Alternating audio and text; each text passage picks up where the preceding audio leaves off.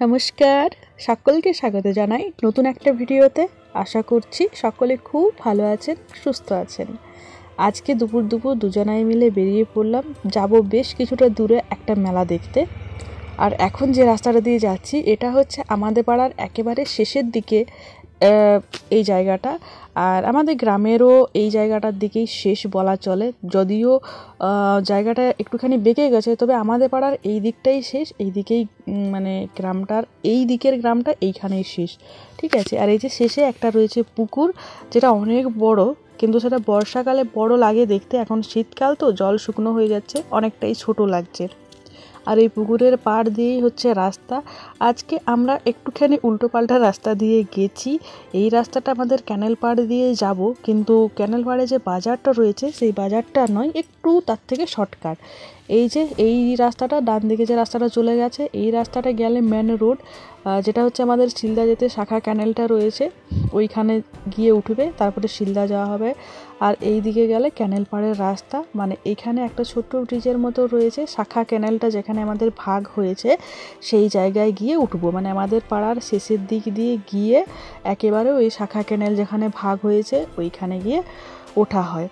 আর এখন যাচ্ছি আমাদের এই ক্যানেলের উপরের রাস্তাটা দিয়ে। দেখতেই পাচ্ছেন লাল মাটির রাস্তা, একদিকে ক্যানেল ভর্তি জল, আর একদিকে মাঠময় সবুজ ধান। এখন তো বোরো চাষ হচ্ছে। আর এই দিকে পুরো দু সাইডেই, মানে ক্যানেলের দু সাইডের দিকেই বোরো চাষ হয়েছে। দেখতে যে কি অসাধারণ লাগে তা কি বলে বোঝানো সম্ভব? কিছুতেই সম্ভব নয়। দেখুন না কি অসাধারণ লাগছে রাস্তাটা দেখতে। আমরা তো যাচ্ছি ক্যানেলের এই পাশ দিয়ে, কারণ রাস্তাটা এই পাশে রয়েছে, কিন্তু ক্যানেলের ওই পাশেও প্রচুর, মানে যতদূর চোখ যাবে ততদূরই ক্ষেত রয়েছে, আর ততদূরই ধান চাষ করা হয়েছে।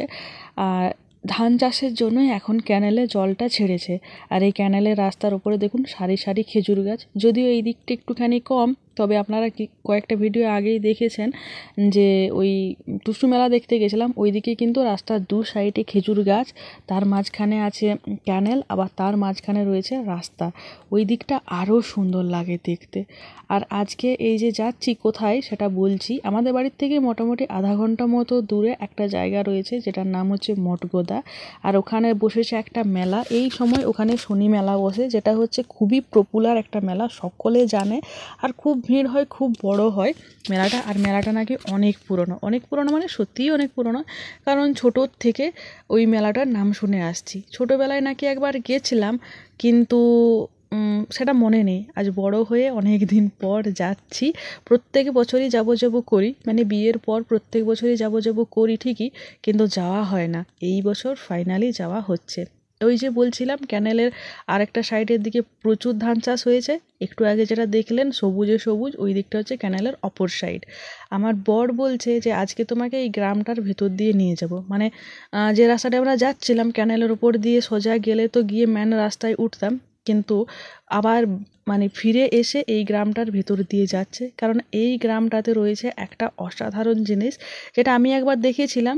ওই যে পাথরটার ডিজাইনটা দেখছেন কি দারুণ, ওই বিষয় নিয়েই বলবো। একটা খুব সুন্দর, খুব ভালো একটা গল্প রয়েছে, তবে এটা গল্প না সত্যি আমি জানি না, আপনারা বিচার করবেন।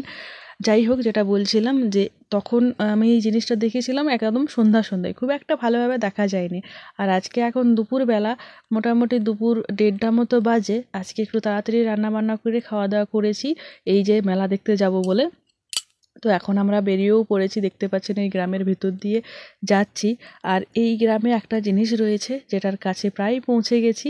তো এই জিনিসটা নিয়ে একটা বেশ ভালো গল্প আছে, একটা পুরো ডিটেলস একটা ঘটনা আছে, সেটাও আমি বলবো।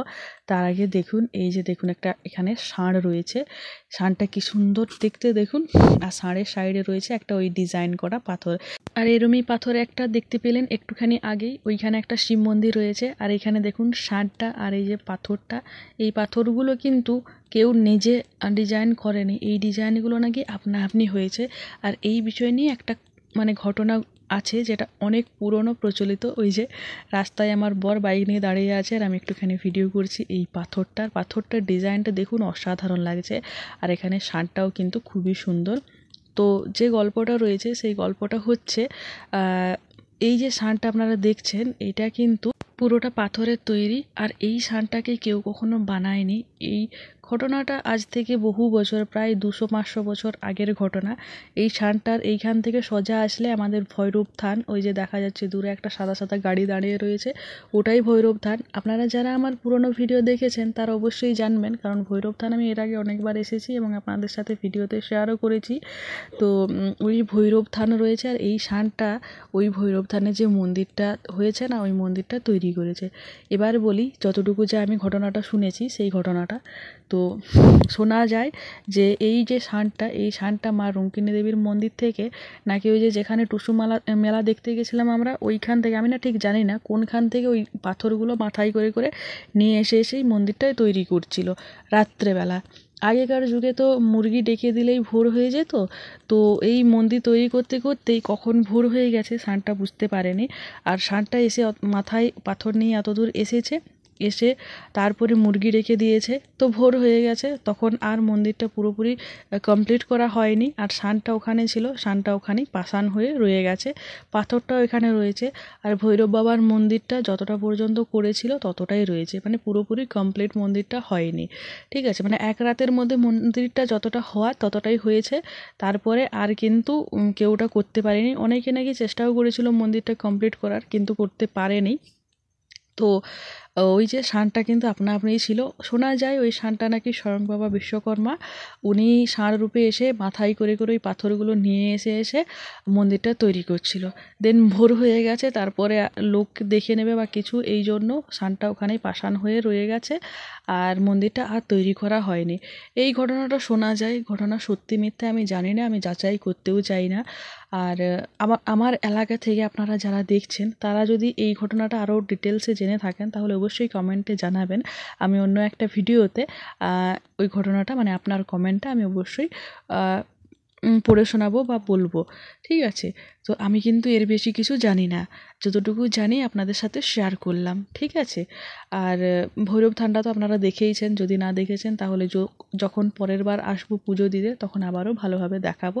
তবে যারা অনেক দিন থেকে আমার ভিডিও দেখছেন তারা অবশ্যই দেখবেন, কারণ গত বছর পয়লা বৈশাখের দিন এসেছিলাম পুজো দিতে। ঠিক আছে, যাই হোক, আমরা গল্প করতে করতে এই যে পৌঁছে গেছি মেলাতে।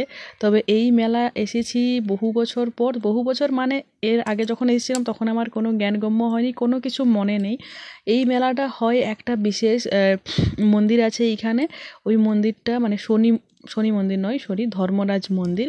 ওই ধর্মরাজ মন্দিরের উপলক্ষে এইখানে মেলাটা বসে এই সময় প্রত্যেক বছর, আর মেলাটা প্রচুর বড় হয়।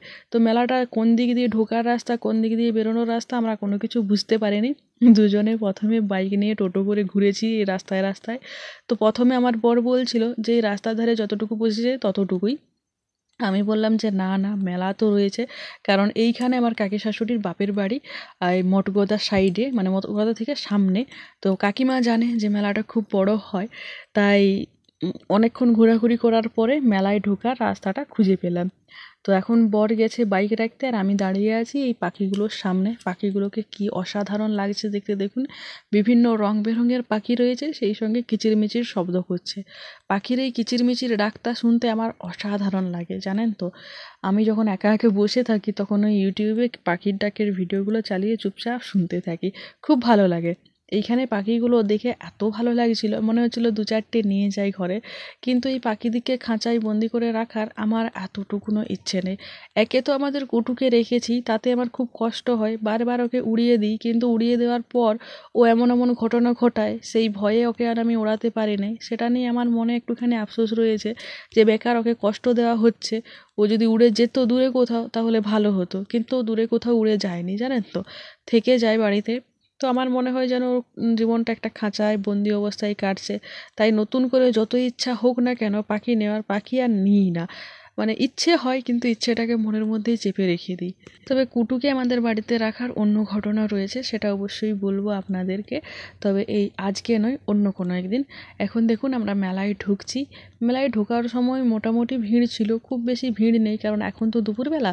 আমাদের বাড়ির থেকে এইখানকে আসতে ওই 25-30 মিনিট মতো সময় লাগে, মানে 20-25 মিনিট মতো সময় লেগেছে, ওই রকম সময়ই লাগে। তো এসে এই যে মেলায় ঢুকছি, আমাদের ওখানে মেলা আর কয়েকদিন পরেই বসবে, মানে এই মেলাটারই একটুখানি অংশ গিয়ে ওখানে বসবে।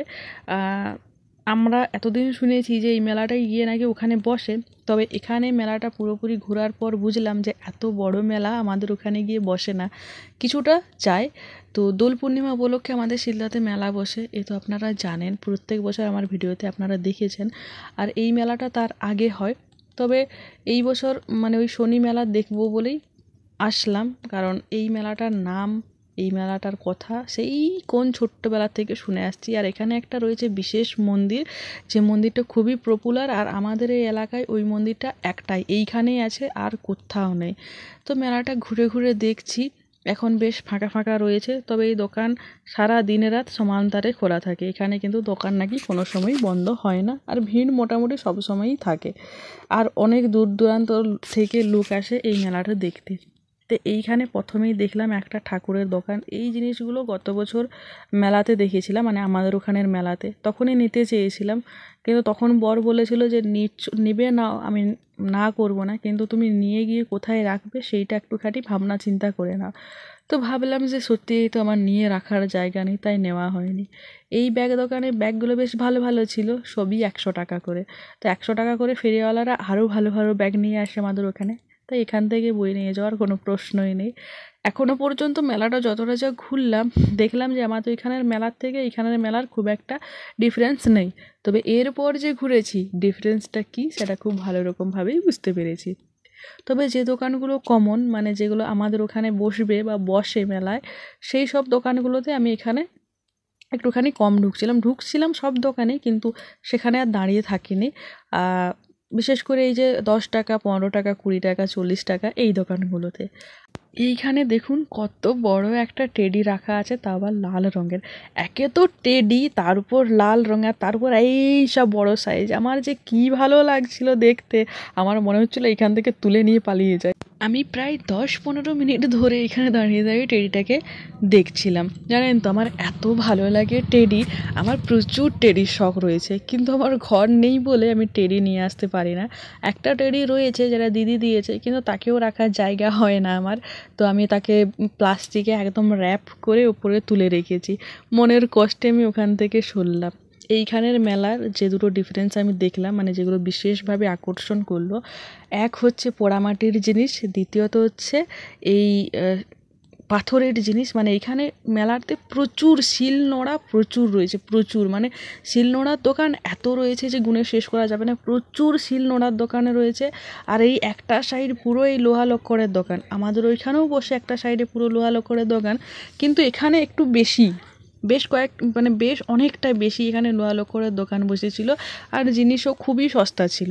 আমি দুটো জিনিস এখানে দেখেছিলাম জানেন তো, একটা বটিন 120 টাকা দাম বলছিল, আর একটা সেই ছাঁকনি, পুরো মিহি নেটের একটা ছাঁকনি, দুটো দেখেছিলাম, দুটোরই মানে 120 টাকা করে দাম বলছিল, হয়তো 100 টাকা করে করতো। কিন্তু বটিনটা আমার বর বললো যে খুব একটা ভালো পাতি নয়, মানে ওর লোহাটা খুব একটা ভালো নয়, হয়তো কিছুদিন পরে ধার চলে যাবে। তো ওই জন্য বটিনটা নিলাম না, কারণ ও এসব খুব ভালো রকমভাবেই জানবে। আর ছাঁকনিটা আমি নিতাম, ছাঁকনিটা আমি ভাবলাম যে এর থেকে যদি একটুখানি ছোট সাইজ পাই, মানে ওটা অনেক বড় সাইজ ছিল, আমার কড়াতে অত বড় সাইজ ধরবে না, তাই আমি ভাবলাম যে আর একটুখানি মেলাটা ঘুরে দেখি, যদি আমি মনোমতো সাইজটা পেয়ে যাই তাহলে খুব ভালো হবে, না হলে ফেরার সময় এইখান থেকে নিয়ে যাব। কিন্তু ফেরার সময় এত ভিড় হয়ে গেছিলো মেলাতে, আর এত গরম লাগছিল না তখন, তখন মাথা থেকে একেবারে বেরিয়ে গেছে যে ছাঁকনিটা আমার নিতে হতো। তো পরে এসে যখন দেখছি যে কী কী নিয়েছি, তখন আমার মনে পড়েছে, মানে বাড়িতে এসে মনে পড়েছে যে ওইখানে তো একটা ছাঁকনি নেবো ভাবিছিলাম, কিন্তু সেটা তো আর হলো না। তো আমার বর বললে এইখানে যখন মেলা বসবে তখন নিয়ে নিও। আর এইখানে একটা ফুলের দোকান, এই যে ফুলের দোকানের কাছে যদি আমি চলে আসি, আমি যেন একদম পাগল হয়ে যাই, মনে হয় ফুলগুলো সব নিয়ে বাড়ি চলে যাই, সাজিয়ে রাখবো। কিন্তু সেম প্রবলেম, আমার বাড়িতে রাখার জায়গা নেই। এইখানে ফুলগুলোর দামগুলো মোটামুটি ভালোই বলছিল, মানে নেওয়া যাবে এরকম, খুব বেশি আমার দোকানের মেলায় যেমন এত দাম বলে, নেওয়া যায় না, হাত দেওয়া যায় না, এইখানে কিন্তু বেশ কম দামেই বলছিল। এই যে সূর্যমুখী ফুল আমার খুব ভালো লাগে, একে তো হলুদ রং, তার উপরে এত বড় বড়, এই ফুলটা যে আমার কী পছন্দ হয়েছিল, কিন্তু এই একই প্রবলেম, নিয়ে গিয়ে রাখবো কোথায়, তার জন্য আমি নিলাম না। মানে আমি বরকে বলছিলাম, আমার বরকে, যে নিয়ে যাই, গিয়ে রেখে দেবো বাড়িতে, কিন্তু বর বললো কোথায় রাখবে, এখন তো নিজেদের সেরকম একটা বাড়িয়েই নেই। তো আমি ভাবনা চিন্তা করে দেখলাম যে সত্যিই তো তো আমার মন খারাপ হয়ে গেল, আর মন খারাপ দেখে পতিদেব বলল যে ঘর তো হচ্ছে, ঘরটা হয়ে যাক না, তারপরে তুমি নিয়ে যাবে তোমার যত ইচ্ছা জিনিস নিয়ে গিয়ে ঘর সাজাবে, তখন আর কেউ বারণ করবে না তোমায়। তো আমি বললাম যে হ্যাঁ ঠিকই তো, ঘর হলে তখন ঘরে নিয়ে যেয়ে রাখবো। আর এই সূর্যমুখী ফুল আমার খুব খুব ভালো লাগে। আর এখানে একটা ঠাকুরের ফটো দোকানে ঢুকেছিলাম, এখানে খুবই সুন্দর সুন্দর ফটো ছিল, এই যে ছোট্ট ছোট্ট ফটোগুলো খুব সুন্দর সুন্দর লাগছিলো, মানে খুবই সুন্দর ছিল। তো আমার বেশ কয়েকটা পছন্দ হয়েছিল, তার মধ্যে সবথেকে বেশি পছন্দ হয়েছিল এই রাধা গোবিন্দর ফটোটা। এটাও নেব ভেবেছিলাম, কিন্তু লাস্টে ভাবলাম যে একটা তো রাধা গোবিন্দর ফটো আমার রুমে রয়েছে, তো ওটা এখন থাক, একসঙ্গে তো দুটো ফটো বলে রাখতে নেই, তার জন্য আর ওটা নিলাম না। কিন্তু আমার খুবই খুবই পছন্দ হয়েছিল ওই ফটোটা। আর এইখানে আরও একটা বেশ বড় দোকান ছিল, ফটো দোকান, এটা পেয়েছিলাম। আর এই দোকানে আমি এতদিন ধরে মনে মনে যে ফটোগুলো কল্পনা করে রেখেছিলাম, ঠিক সেম টু সেম ওই ফটোগুলোই পেয়ে গেছি। ঠিক আছে, আর আমার যে কী নিতে ইচ্ছে করছিল, শুধুমাত্র আমার রাখার জায়গা নেই, ঘর নেই বলে আমি নিতে পারলাম না। তবে সত্যি বলছি, এই ফটোগুলো আমি অনেক দিন ধরে মনে মনে কল্পনা করে রেখেছিলাম যে আমার ঘর হলে আমি এইরকম ফটোগুলো রাখবো। রাধাকৃষ্ণ ঠাকুরের ফটো, শিব দুর্গা ঠাকুরের ফটো, লক্ষ্মীনারায়ণের ফটো, একদম সেম টু সেম আমি যেমন যেমন কল্পনা করে রেখেছিলাম, সেম টু সেম ফটোগুলো এখানে পেয়ে গেছিলাম, জানেন তো। আজকের ভিডিওটা অনেকটাই বড় হয়ে গেল, তবুও এখনও মেলা শেষ হলো না। মেলার আর একটা ভিডিও আমি আপনাদের সাথে শেয়ার করব, আর সেখানেই দেখাবো যে আজকের এই মেলার থেকে কি কি কেনাকাটি করেছি। আজকের ভিডিও এই পর্যন্তই রাখলাম। ভিডিওটা কেমন লাগলো আপনাদের অবশ্যই কমেন্টে জানাবেন। ভিডিওটা যদি আপনাদের দেখতে ভালো লেগেছে তাহলে অবশ্যই একটা লাইক করে দেবেন, আর আমার ভিডিও যদি দেখতে আপনাদের ভালো লাগে অবশ্যই আমার চ্যানেলটা সাবস্ক্রাইব করে রাখবেন। দেখা হবে খুব শিগগিরই সকলের সাথে নতুন আরও একটা ভিডিওতে। সকলে খুব ভালো থাকবেন, সুস্থ থাকবেন, সাবধানে থাকবেন। আর আপনাদের যদি কোনো কিছু বক্তব্য থাকে, কিছু বলার থাকে, তাহলে অবশ্যই আমাকে কমেন্টে জানাবেন। আজকের মতো এই পর্যন্তই থাকলো।